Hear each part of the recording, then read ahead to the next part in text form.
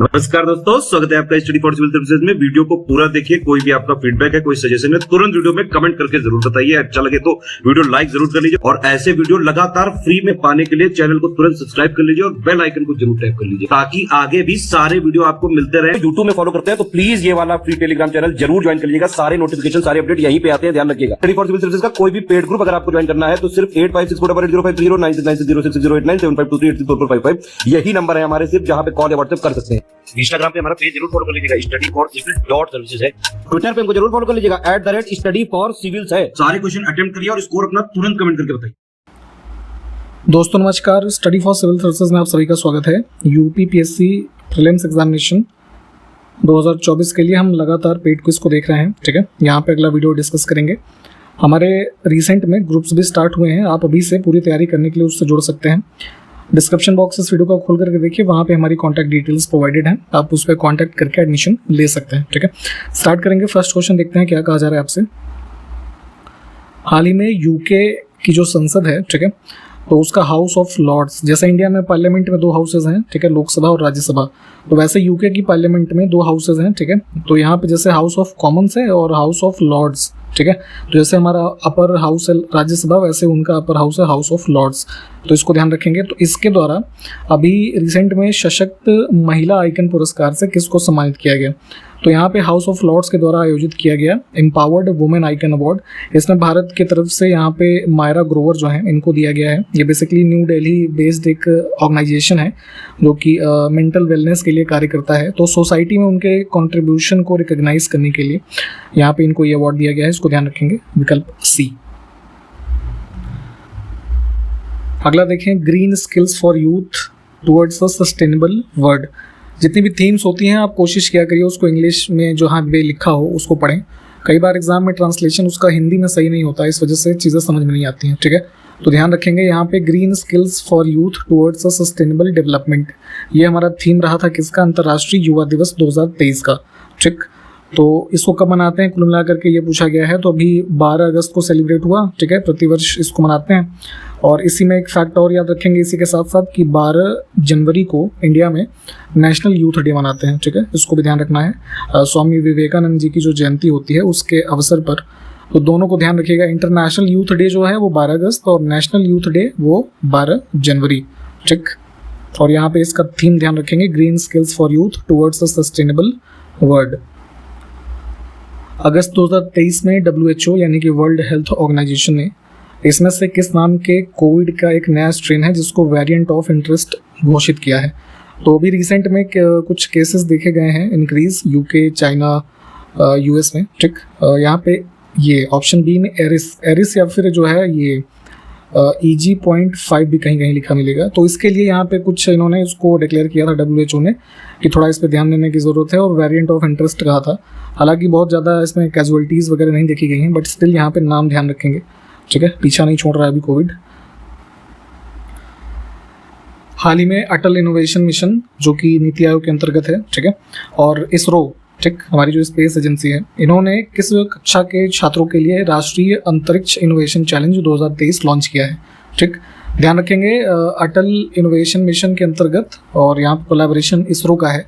तो next generation जो हमारी कह लीजिए देश की जनता है, खास करके जो बच्चे हैं, ठीक है, तो उसमें उनके जो इंटरेस्ट है स्पेस रिसर्च के क्षेत्र में, उसको एक प्लेटफॉर्म देने के उद्देश्य से यहाँ पे कक्षा 5 से 12 तक के जो बच्चे हैं उनके लिए इस इनोवेशन चैलेंज को लॉन्च किया गया है, जिसमें आपस में इंटरेक्ट करके उस प्लेटफॉर्म पे क्या फर्दर हम स्पेस के क्षेत्र में कुछ इनोवेशन कर सकते हैं, क्या टेक्नोलॉजी में योगदान दे सकते हैं।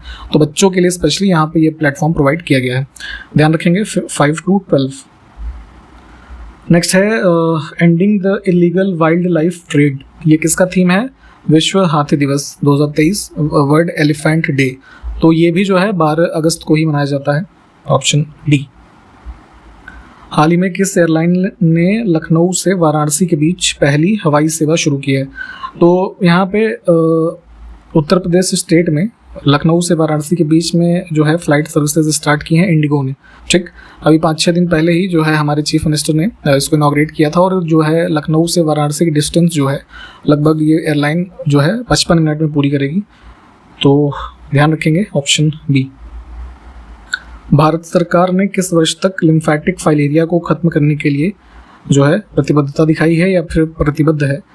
तो ध्यान रखेंगे वर्ल्ड वाइड जो टारगेटेड ईयर है लिम्फेटिक फाइलेरिया को खत्म करने का 2030 है। भारत सरकार ने भी रिसेंटली डिक्लेयर किया है 2027 तक इरेडिकेट करने के लिए। ठीक, आप जरा हमको ये बताइए कि ये किस प्रकार की बीमारी है? वायरल होती है, बैक्टीरियल है ना, फंगल है, क्या होती है? हाल ही में रिजर्व बैंक ऑफ इंडिया ने ऑफलाइन मोड में यूपीआई लाइट के जरिए ट्रांजैक्शन लिमिट को 200 रुपये से बढ़ा करके कितने रुपए किया है? तो आपको याद होगा सितंबर 2022 में यूपीआई लाइट का फीचर लॉन्च किया गया था। ठीक है, स्मॉल ट्रांजैक्शंस के लिए बेसिकली, जिसमें ऑफलाइन मोड में भी हो जाता है। ठीक, मतलब ट्रांजैक्शन फेलियर्स वगैरह को बचाने के लिए इसको एनपीसीआई ने लॉन्च किया था। ठीक, तो अभी रिसेंटली इसकी लिमिट बढ़ाई गई। पहले क्या था कि 200 रुपये तक ही था, है ना, वन टाइम जो एक पेमेंट का लिमिट होता है, अब उसको बढ़ा करके 500 रुपये कर दिया गया है। ठीक, नेक्स्ट है जल जीवन सर्वेक्षण के तहत किस जिले को शीर्ष प्रदर्शन करने वाले जिले का दर्जा दिया गया है? ठीक है, तो इसमें न्यूज़ थोड़ा ये कवर कीजिएगा।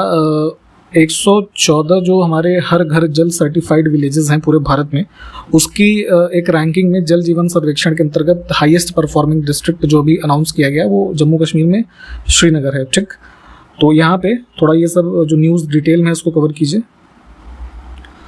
हाल ही में किस राज्य केंद्र शासित प्रदेश के राजौरी चिकरी वुडक्राफ्ट और मुश्क बुदजी चावल, ये 2 प्रोडक्ट्स हैं जिनको जीआई टैग दिया गया है। हमने शायद पिछले वीडियोस में भी आपको बताया था कुछ प्रोडक्ट्स के जो रिसेंटली जीआई टैग जिनको मिला है, तो उसी क्रम में 2 प्रोडक्ट हमारे पास और हैं। ये राजौरी चिकरी वुडक्राफ्ट जो है ये वुड से बना हुआ है, इसको सर्च करके इसका इमेज देख लीजिएगा। ठीक है, तो ये संबंधित है राजौरी डिस्ट्रिक्ट, ठीक, जम्मू कश्मीर का जो है, और जो ये मुश्क बुदजी चावल है ये अनंतनाग डिस्ट्रिक्ट से संबंधित है। ठीक है, इन दोनों को भी यहाँ पे रिकॉग्नाइज किया गया है जीआई टैग में, तो विकल्प फर्स्ट को चुनेंगे।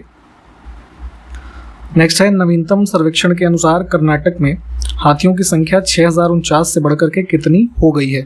तो अभी रिसेंट में एक रिपोर्ट आई थी जो है Asian elephant population and demography estimates 2023। ठीक है, तो उसके अनुसार बताया गया इसमें कि कर्नाटका स्टेट जहाँ पे भारत में हाथियों की संख्या सबसे ज़्यादा है। ठीक है, तो अभी ये 2017 के आंकड़े थे कुछ जो है 6049, अभी रिसेंट जो आंकड़े आए हैं उसमें 6395, ठीक है, इनकी कुल संख्या हो गई है।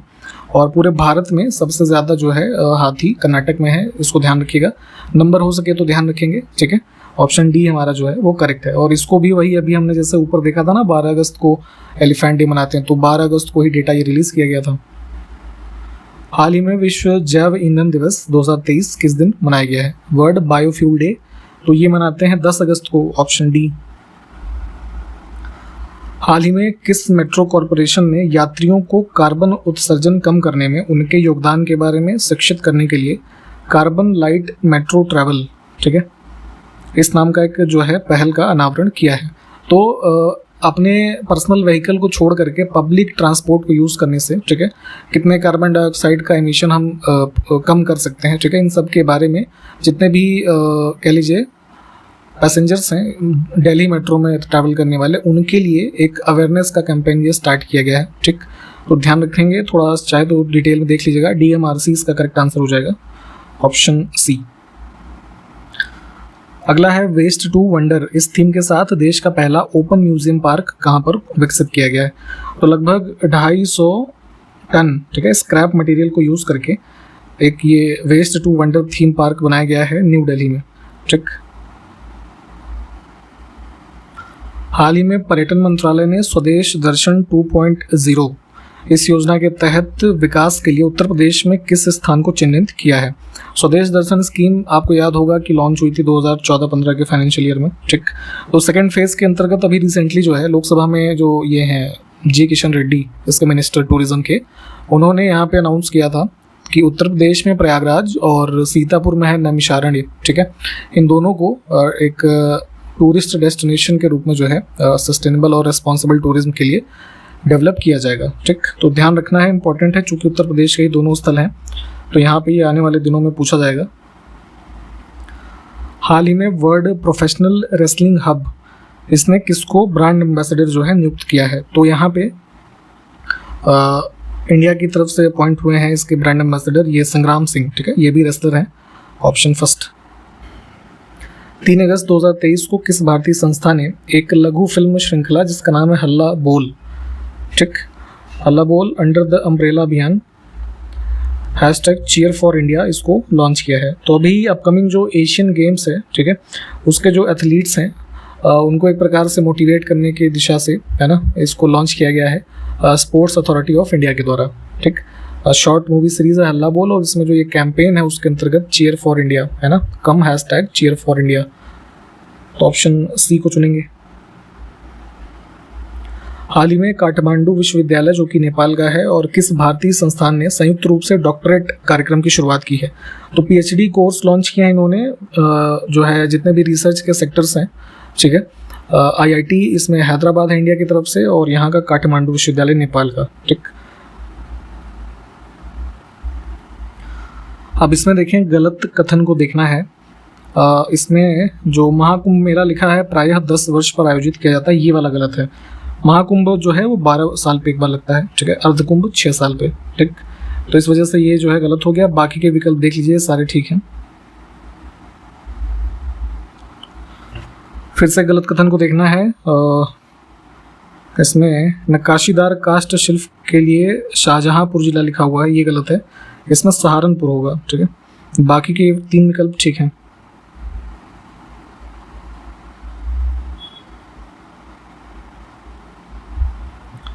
उत्तर प्रदेश राज्य से संबंधित ही 3 कथन और हैं यहाँ पे, उसमें से गलत को देखना है। इसको पॉज करके देख लीजिए, इसमें गलत कुछ भी नहीं है। डी विकल्प को चुनेंगे हम। इसमें फिर से देखिए गलत युग्म को देखना है। हमारे पास 4 स्टेटमेंट हैं। पहला ही इसमें थोड़ा सा, है ना, यहाँ पे भारत में चावल का कृषित क्षेत्र में उत्तर प्रदेश का स्थान, ठीक है। तो यहाँ पे ये नहीं पूछा गया कि प्रोडक्शन वाइज जो है वो स्टेट कौन सा टॉप पे है, ठीक है। कल्टीवेशन के रेफरेंस में, है ना, कि सबसे ज़्यादा एरिया किस राज्य का ज़्यादा है, तो उत्तर प्रदेश का पहला पोजीशन है। इसमें दूसरा लिखा था ना, इस वजह से ये गलत हो जाएगा। बाकी के विकल्प ठीक है। यहाँ पे इससे संबंधित थोड़ा सा डेटा और हम देख लेते हैं। जो अभी हमारे लेटेस्ट डेटा अवेलेबल है हमारे पास, तो प्रोडक्शन की अगर हम बात करें पूरे इंडिया में, ठीक है, तो सबसे टॉप प्रोड्यूसिंग स्टेट जो राइस का है वो कौन सा है, वेस्ट बंगाल, ठीक है। उसके बाद उत्तर प्रदेश है, फिर पंजाब है, ठीक। वहीं कल्टीवेशन की बात करें तो सबसे ज़्यादा कल्टीवेटेड एरिया उत्तर प्रदेश का है, इसको ध्यान रखना है। और विश्व लेवल पे अगर हम बात करें तो सबसे बड़ा प्रोड्यूसर राइस का जो है चाइना है, फिर इंडिया है, उसके बाद तीसरे पे जो है बांग्लादेश। और इसमें जैसे और डेटा जो आए थे कि लार्जेस्ट एक्सपोर्टर कौन है विश्व में चावल का, तो वो इंडिया है, इसको ध्यान रखना है। और लार्जेस्ट इम्पोर्टर कौन है, तो वो चाइना है, ठीक। तो ये सारे डेटा हमने चावल से संबंधित देख लिए। इसमें फिर से देखें गलत कथन को देखना है। उत्तर प्रदेश में बौद्ध और जैन धर्म से संबंधित तीर्थ स्थल कौशाम्बी है, ठीक है, प्रयागराज के बगल का जो जिला है, ठीक है। ये बात हमारी सही है। राष्ट्रीय राजमार्ग विकास परियोजना जो ईस्ट वेस्ट और नॉर्थ साउथ कॉरिडोर है, झांसी में मिलता है, ये वाली बात भी ठीक है। और लाइमस्टोन और डोलोमाइट हमारे जो मेजर ये हैं मिनरल्स हैं उत्तर प्रदेश स्टेट में पाए जाने वाले, ये भी बात ठीक है, सोनभद्र वगैरह से संबंधित। इसमें गलत कुछ भी नहीं है। इसमें देखिए गलत युग्म फिर से देखना है। उत्तर प्रदेश में लोकायुक्त की पदावधि का जो समय काल है, ठीक है, जो टर्म का लेंथ होता है वो मैक्सिमम 8 ईयर्स होता है, ठीक है। ये बात हमारी ठीक है, इसको ध्यान रखेंगे। अंबेडकर इंस्टीट्यूट ऑफ हैंडीकैप जो है ये कानपुर में है, ये भी ठीक है। कन्हैयालाल केंद्रीय हिंदी संस्थान संत कबीर नगर नहीं, ये आगरा में है, ठीक है, ये गलत होगा। और हमारे जो स्टेट में अभी 5th जो स्टेट फाइनेंस कमीशन है उसके जो चेयरमैन रहे हैं ये कौन है, आनंद मिश्र, ठीक है, ये बात भी ठीक है।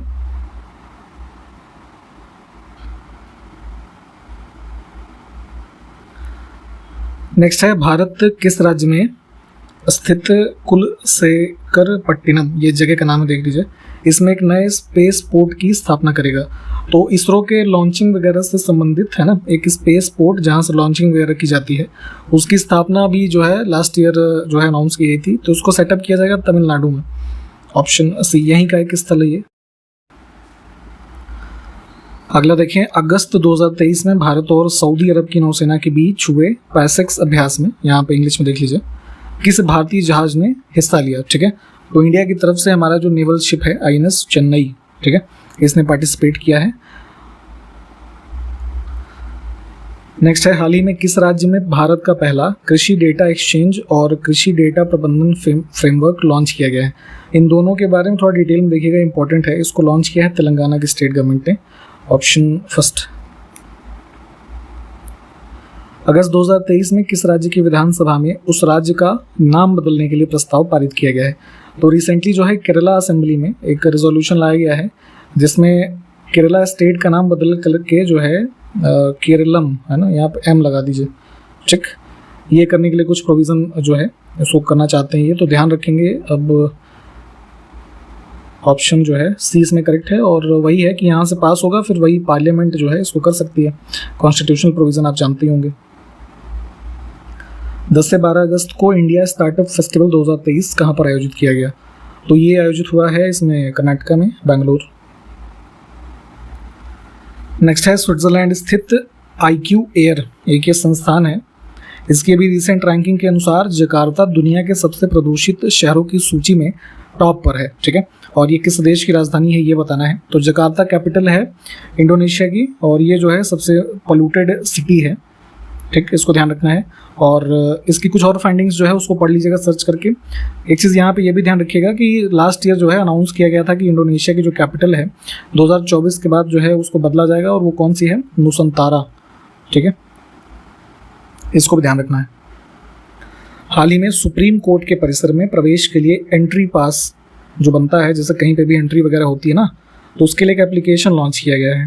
तो जो है यूज़र्स को खुद से, है ना, रजिस्टर करके वहाँ पे ई पासेस के लिए जो एक कह लीजिए रिक्वेस्ट करने के लिए एप्लीकेशन लॉन्च किया गया। इसका नाम है सुस्वागतम, है ना, ध्यान रखेंगे। और एक किसके लिए? सुप्रीम कोर्ट के जो हमारे उसमें प्रेमाइसेस में। हाल ही में भारत ने किस देश को हरा करके चौथी बार हॉकी एशियाई चैंपियंस ट्रॉफी 2023 को जीता है? तो ध्यान रखेंगे इसमें इंडिया की टीम ने जो है हराया है इनको, मलेशिया की टीम को, ठीक। अच्छा, इसका आयोजन कहाँ पे हुआ, क्या कोई बताएगा? कमेंट करिए जरा। हाल ही में किस राज्य सरकार ने नशा मुक्त प्रदेश सशक्त प्रदेश, ये टैगलाइन है पूरा, है ना, और अभियान का नाम भी है, इसको किसने शुरू किया है? तो अभी जो है 12 अगस्त को योगी जी ने जो है अनाउंस किया था, ठीक। उत्तर प्रदेश करेक्ट हो जाएगा। नेक्स्ट है चावल मूल्य सूचकांक किस अंतर्राष्ट्रीय संस्था के द्वारा जारी किया जाता है? Rice price index. तो अभी रिसेंटली कुछ चावल के दामों में, है ना, बढ़ोतरी की न्यूज़ थी, उसके रेफरेंस में चर्चा में भी रहा था। तो फूड एंड एग्रीकल्चर ऑर्गेनाइजेशन जो है, ठीक है, ये प्राइस इंडेक्स जो है राइस से संबंधित इसको इशू करता है। थोड़ा इसके बारे में डिटेल में देखिएगा। नेक्स्ट है CBI, है ना, जो सेंट्रल ब्यूरो ऑफ इन्वेस्टिगेशन है इंडिया का, CBI एकेडमी है ना, जो ट्रेनिंग वाली है, तो उसने इंटरपोल ग्लोबल एकेडमी नेटवर्क में कौन से सदस्य के रूप में अभी जो है हिस्सेदारी पाई है या शामिल हुआ है? तो ध्यान रखेंगे, देखिए पहले जो इंटरनेशनल पुलिस ऑर्गेनाइजेशन जिसका शॉर्ट फॉर्म इंटरपोल है, एक इंटरनेशनल लेवल पे, है ना, एक कह लीजिए लॉ इन्फोर्समेंट एजेंसी के रूप में कार्य करती है और उसमें इंडिया की तरफ से जो रिप्रेजेंटेशन होता है वो CBI ही करती है इसमें, ठीक है, इंडिया का इंटरपोल में, ठीक। दूसरा, इंटरपोल ने ही 2019 में ग्लोबल एकेडमी नेटवर्क, यहाँ पे देखिए, इसको स्टार्ट किया था, ठीक है। तो उसमें अभी तक 9 मेंबर थे। इंडिया की जो CBI एकेडमी है ये 10th मेंबर के रूप में शामिल हुई है और बेसिकली ये जो हमारा इनका मतलब ग्लोबल एकेडमी नेटवर्क है, तो ये एक ग्लोबल अप्रोच है कह लीजिए लॉ इन्फोर्समेंट ट्रेनिंग के लिए। जो भी एजेंसीज़ हैं तो क्या फर्दर लॉ इन्फोर्समेंट की जो हमारी एजेंसीज़ के लोग हैं उनको क्या ट्रेनिंग वगैरह दी जा सकती है एक्स्ट्रा, उसके पर्पज़ से इसको सेटअप किया गया था। तो यहाँ पे सी विकल्प को चुनेंगे। थोड़ा चाहें तो आप इसको डिटेल में देख लीजिएगा, ये इंपॉर्टेंट है, थोड़ा इसके बारे में भी डिटेल में देखिएगा। थर्ड नेशनल कम्युनिकेशन नामक एक रिपोर्ट के अनुसार अभी जो कि हाल ही में करीब 5-6 दिन पहले जो है डेटा इसका अवेलेबल हुआ था, तो इसके अनुसार 2005 से 2019, ठीक है, के मध्य भारत ने अपनी ग्रीन हाउस उत्सर्जन दर में कितने प्रतिशत की कमी की है, ठीक है। तो 2005 के लेवल पे जो हमारा ग्रीन हाउस गैसेस का एमिशन था उससे लगभग 33% की जो है हमने रिडक्शन पाई है। इसको ध्यान रखना, ये डेटा इंपॉर्टेंट है, ठीक है। ग्रीन हाउस गैसेस के बारे में आप जानते होंगे और यहाँ पे इस रिपोर्ट की कुछ फाइंडिंग्स के बारे में चाहे तो डिटेल में देखिएगा, ठीक है। इसमें हम सी ऑप्शन को चुनेंगे। ग्रीन हाउस गैसेस फटाफट कौन कौन सी होती है कमेंट करिए जरा। नेक्स्ट है NCERT ने कक्षा 3 से 12 तक की पाठ्य पुस्तकों को संशोधित करने के लिए किसकी अध्यक्षता में 19 सदस्यीय राष्ट्रीय पाठ्यक्रम और शिक्षण सामग्री समिति की स्थापना की है। तो यहाँ पे इसमें ध्यान रखना है 19 मेंबर नेशनल करिकुलम कमेटी है जो कि हमारी 3rd से लेकर के 12th की जो NCERT बुक्स हैं उसको एक तरीके से दोबारा जो है रिव्यू कर रही है और उसको नए रूप से एक तरीके से कंपाइल करेगी। तो इस कमेटी के अध्यक्ष हैं MC पंत, ऑप्शन डी में देखिए लिखे हुए हैं। 13 अगस्त 2023 को उत्तर प्रदेश के मुख्यमंत्री योगी आदित्यनाथ ने किस शहर से हर घर तिरंगा अभियान की शुरुआत की? तो आज़ादी का अमृत महोत्सव के अंतर्गत ही अभी जो है फिर से हर घर तिरंगा अभियान चलाया गया। तो गोरखपुर के जो गोरखनाथ टेम्पल है ना, उस प्रेमाइसिस से इस झंडे को फहरा करके इस अभियान की शुरुआत की गई इनके द्वारा। उत्तर प्रदेश सरकार किस शहर में नया IT हब स्थापित करेगी? तो भी जैसे इधर ग्रेटर नोएडा में आप देखते हैं ना, गौतम बुद्ध नगर में ये सब काफ़ी IT का हब है, वैसे ही लखनऊ में अब इंडिया के वन ऑफ द बिगेस्ट कह लीजिए हब के रूप में डेवलप किया जाएगा। तो विकल्प सी को चुनेंगे, ठीक है। रिसेंटली इसकी अनाउंसमेंट की गई है। नेक्स्ट है प्रतिवर्ष विभाजन विभीषिका स्मृति दिवस किस दिन मनाया जाता है? तो पार्टीशन इंडिया पाकिस्तान का जो हुआ था उसी के रेफरेंस में उनका जो इंडिपेंडेंस डे है वो 14 अगस्त को मनाते हैं वो लोग, ठीक है। तो उसी के रिमेम्बरेंस के रूप में ये डे ऑब्जर्व किया जाता है।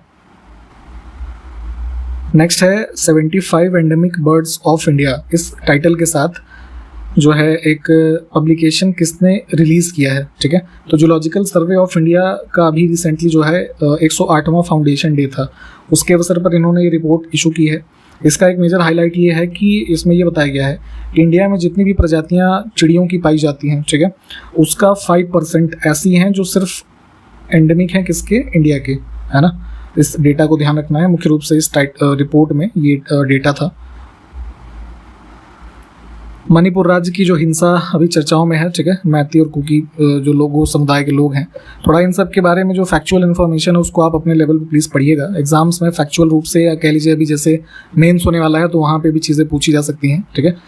तो फिलहाल उसी हिंसा पर अभी हाल ही में सुप्रीम कोर्ट ने किसकी अध्यक्षता में पूर्व न्यायाधीशों के 3 सदस्यीय महिला पैनल का गठन किया है इस मामले की जांच करने के लिए। तो जम्मू कश्मीर हाई कोर्ट की रिटायर्ड चीफ जस्टिस हैं ये गीता मित्तल, इनकी अध्यक्षता में, ठीक है। तो इसमें एक दूसरी मेंबर है आशा मेनन और तीसरी जो है वो शालिनी जोशी, ठीक है। तो हो सके तो तीनों के नाम ध्यान रखेंगे, बाकी फर्स्ट विकल्प। नेक्स्ट है हाल ही में किस राज्य में मैपिंग तिब्बत प्रदर्शनी का आयोजन किया गया है? तो तिब्बतन म्यूजियम है धर्मशाला में, हिमाचल प्रदेश, वहाँ पे इसका आयोजन हुआ। नेक्स्ट है वेवल योजना किस वर्ष में प्रस्तुत की गई थी, ठीक है। तो लॉर्ड वेवल को आप जानते होंगे। तो यहाँ पे देखेंगे कि जो पॉलिटिकल अनरेस्ट था एक तरीके से पॉलिटिकल पार्टीज़ के मध्य, उसके रेफरेंस में ये प्लान लाया गया था 1945 में, ठीक। क्या इसके मेजर फीचर्स थे, कमेंट करके आपको बताना है, ठीक है। आपके कमेंट का इंतज़ार रहेगा और यहाँ पे इस वीडियो को हम समाप्त भी करेंगे, ठीक है। सारी चीज़ों को जो पूछे गए हैं प्लीज़ उसको कमेंट कीजिए, हम फिर कंटिन्यू करेंगे अगले वीडियो में। तब तक के लिए नमस्कार, जय हिंद।